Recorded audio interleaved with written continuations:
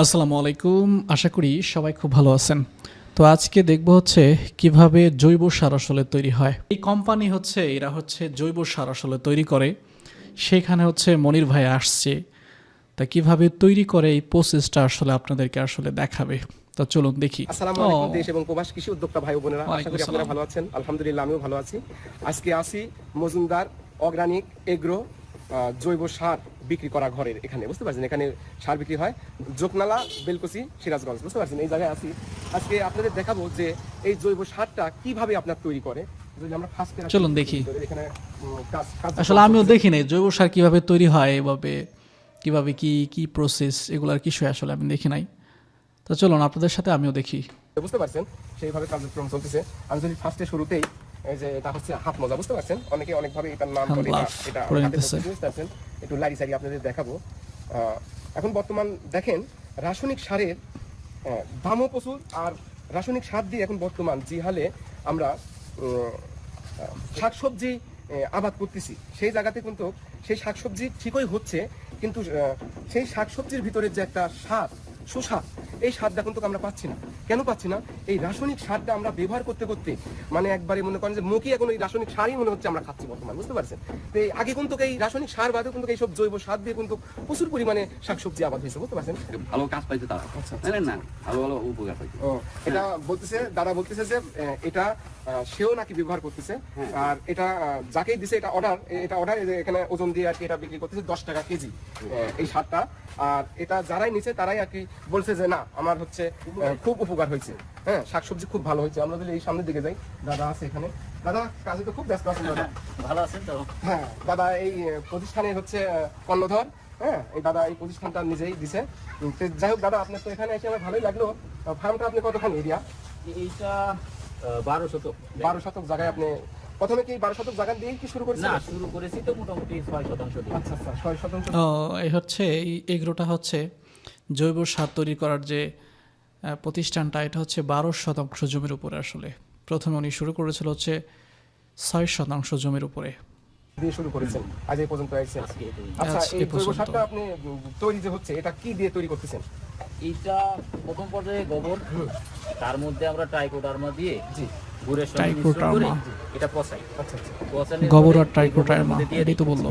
দিয়ে দেওয়ার পরে এর মধ্যে এখন আবার আমরা চায়ের পাতা দিচ্ছি, আচ্ছা আচ্ছা আচ্ছা, আর পাশাপাশি দিচ্ছি এলাকা কি বলে ওটাকে, খোল।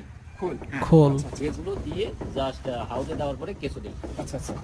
কিছু কি আমাদের কি এই দেশের কিছু না না এটা না, আলাদা আছে? এটা দেশের কিছু না। আচ্ছা আচ্ছা, এটা কি দেখান যাবে? হ্যাঁ অবশ্যই। আচ্ছা দেখান তো, এটা কি? এটা থাইল্যান্ডের রেড টেকার কিছু, রেড টেকার। ও আচ্ছা আচ্ছা আচ্ছা, এই যে দেখেন, তারপর হচ্ছে এটা কিছু বাইরের মনে দেশে? হয়। এবং কিছুটা ছোট ছোট সাইজ। আচ্ছা আচ্ছা, ছোট ছোট না, অনেক এটা কিছু। ছোটই থাকবে। হ্যাঁ এইটুকু। এটা ভিতরে ছেড়ে দেবে। প্রিয় দর্শক দেখেন, 1.5 ইঞ্চি, এই 2 ইঞ্চি 1.5 ইঞ্চি 2 ইঞ্চি এটা বাহিরের কিছু, এটা আমার বাংলাদেশি কিছু না। এটা দিয়েই আর কি আপনার জৈব সারটাকে এই দাদারা আর কি উৎপাদন করতেছে। এটা তো বেশি লম্বা হবে না, বেশি মোটা হবে না। এই মানে 2 ইঞ্চি থেকে 2.5 ইঞ্চি। এটা কেজি কত? এটা 2000 টাকা কেজি। 2000 টাকা কেজি। ও, ফার্স্টে আপনি এখন আপনার এই ফার্মে কয় কেজি হবে তা? না, আমি 43 কেজির মতো কিনেছি। আচ্ছা আচ্ছা, এটা হচ্ছে বাংলাদেশের কেঁচো না, এই কেঁচোটা হচ্ছে বাহিরের। এবং উনি বললেন যে এই কেঁচোটার কেজি হচ্ছে 2000 টাকা। কেজি মতো আমি কিনেছেন? নিজে কিনে নিয়ে এসেছি। আচ্ছা আচ্ছা কেঁচোর কেজি 2000 ভাবা যায়? আমার 100 থেকে 120 কেজির মতো হবে। আচ্ছা আচ্ছা, 100 120 120 কেজি হয়ে আপনি বৃদ্ধি হয়ে গেছে এগুলো। হ্যাঁ, আপনার এই এই একটু সাউন্ড বাড়াই, সাউন্ডটা আসলে কম। বেড শুরুতে আজকে মনে করেন বেডটা সাজালেন, হ্যাঁ। আপনার কয় মাস পরে আপনার এই বেডটাকে আপনি জৈব সার আপনি হয়ে না, যাবে? এইটা বেডে দেওয়ার পরে 10 দিন পর পর উল্টাতে হয়। আচ্ছা আচ্ছা, উল্টাই দিতে হয়। হ্যাঁ, তো 3 বার উল্টাইলেই মোটামুটি এটা রেডি হয়ে যায়। আচ্ছা আচ্ছা তারপরে 40 থেকে 45 দিনের মধ্যে আমরা এটা উঠায় ফেলি। আচ্ছা আচ্ছা যেমন এই যে এইটা রেডি হয়ে গেছে। আচ্ছা, এটা উঠা ফেলাচ্ছেন? হ্যাঁ, আমরা এই যে উঠাচ্ছি। আচ্ছা আচ্ছা, এই যে এই যে প্রসেস করার পর এখানে যে বিছায় সবগুলা দিয়ে মিক্স করে যে এখানে ফেলায় রাখে, এটা হচ্ছে তারপর হচ্ছে কেঁচো দেয়। দেওয়ার পর 10 দিন পর পর হচ্ছে এটা এলোমেলো করে দেওয়া লাগে। এবং টোটালে এই জিনিসটা তৈরি হইতে 40 থেকে 45 দিন পর্যন্ত লাগে, এটাই আসলে ওনারা বলছেন। এভাবে ধীরে ধীরে উঠাতে হয়। এটা কি উঠে কি আবার শুকাইতে হয়? হ্যাঁ, একটু তুলে রাখতে হবে, আচ্ছা আচ্ছা আচ্ছা। একটু মশলার আচ্ছা, এটা তোলার পরে এই জায়গাতে চালা হচ্ছে। হ্যাঁ, চা চালা দাও। এই যে দেখেন প্রিয় দর্শক, আসলে ওইখান থেকে নিয়ে হচ্ছে ওইখানে রাখে, এখানে হচ্ছে চালে। আপনার সফলতা আসবেই। দেখেন এই জৈব সারটা তৈরি করতে কিন্তু দেখেন ভালো একটা পরিশ্রম করতেছে। এই পরিশ্রম না করলে তো আপনি জৈব সারটা হবে না, বুঝতে পারছেন? তো সেই জায়গায় থেকে দেখেন চালনা করে এটাকে আবার রোদে শুকায়, তারপরে এটা 10 টাকা কেজি বিক্রি করবেন। এটা তো আপনারাও ব্যবহার করেন, আপনি ফসলের জমিতে। আমাদের নিজের জমিতে ব্যবহার করতে এটা আপনি সবকিছু ধান কন, পাট কন, ফুলকপি কন, আলু কন, বাগুন কন, মানে শীত মৌসুমে যত শাকসবজি টু জেড, মানে কৃষিকাজের যত আবাদি আছে না কেন, এটা ব্যবহার করলে আপনার হচ্ছে রাসায়নিক সারের থেকে আপনার জৈব সার আপনার কার্যক্রম বেশি হচ্ছে। যে দাদারা লিছে এই রাসায়নিক এই জৈব সারটা, সেই দাদারা আর কি ডায়েট এসে এখানে প্রমাণ দিচ্ছে যে আপনার জৈব সারটা আমার খুব আর কি কাজ করতেছে রাসায়নিক সারের থেকে। তো আমরা যদি ভাই আপনার সাথে একটা কথা ছিল আমার, আচ্ছা, যে অনেক কৃষি উদ্যোক্তা আছে যে নিজে আর কি এই সারটা না কিনে নিজে আর কি তৈরি করে জমিতে দিয়ে ফসল ফলাবে। হ্যাঁ। তাদের উদ্দেশ্য যদি প্রথম অবস্থায় কি করলে এই জৈব সারটা তৈরি করার উদ্দেশ্যটা যদি একটু বলে দিতেন। অনেক কৃষক আছে যে অসহায় গরিব, সার কিনা রাসায়নিক সার কিনে তার সফলতা পাচ্ছে না, জৈব সার নিজে তৈরি করে তারপরে আপনার হচ্ছে নিজের মানে জমিতে নিজের চাহিদা পূরণ করতে চায়। তাহলে তাদের উদ্দেশ্য যদি আপনি একটু কিছু বলে দিতেন, সেই ভাইরা যদি কথা। সেই ক্ষেত্রে ভালো অনেক একটা কথা কিছু তো আমি বলছেন। ট্রেনিং দিচ্ছি। আচ্ছা, একটা কৃষক আসলে কিনতে পারবে না, সেক্ষেত্রে নিজে এগুলো উৎপাদন করে হচ্ছে তার জমিতে আসলে সেটাবে, সেটা কিভাবে করবে? ভালো মানে একটা আমার প্রশ্ন পাড়া করছে। প্রতিবেশী যে ভাই ব্রাদাররা আছে, আচ্ছা। মাঝে মধ্যেই তারা আসে আচ্ছা। যে তারা এটা উৎপাদন করবে এবং আমার কাছ থেকে কিছু 2-3 জন নিয়েছে অলরেডি। তো তাদেরকে শিখিয়ে দিচ্ছি যে এটা কিভাবে উৎপাদন করতে হয়। তো সেটা হলো ফার্স্ট পর্যায়ে গোবর হয়তো বা হাউস বাসা থেকে নিয়ে আসলো, নিয়ে আসার পরে গোবরটা। এটার মধ্যে ট্রাইকোডার্মা দেয়, কেউ দেয় না, কিন্তু আমি ট্রাইকোডার্মা দিই, কারণ ট্রাইকোডার্মা। এটার কার্যকারিতা বাড়ানোর জন্য। এই ট্রাইকোডার্মাটা কি তো আসলে বুঝলাম ট্রাইকোডার্মা না। আর গুড় মিশ্রণ করে এটা হয়তো এটার মধ্যে কোনো আমরা ছিটিয়ে দিই, কীটনাশক ছিটিয়ে দিয়ে বটে। 2-3 বার কুবাইয়ে উল্টাই দিই।